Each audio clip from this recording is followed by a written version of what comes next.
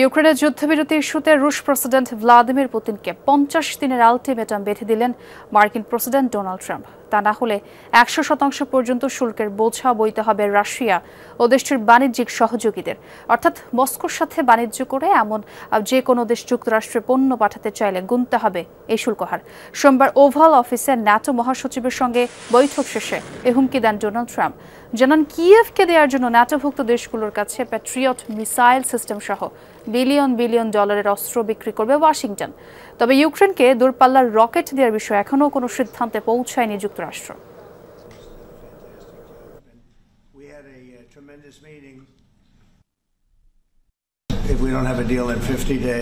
আমরা রাশিয়ার উপর খুবই হতাশ। 50 দিনের মধ্যে কোনো চুক্তি না হলে কঠোর শুল্ক আরোপ করা হবে, প্রায় 100% হারে সেকেন্ডারি শুল্ক।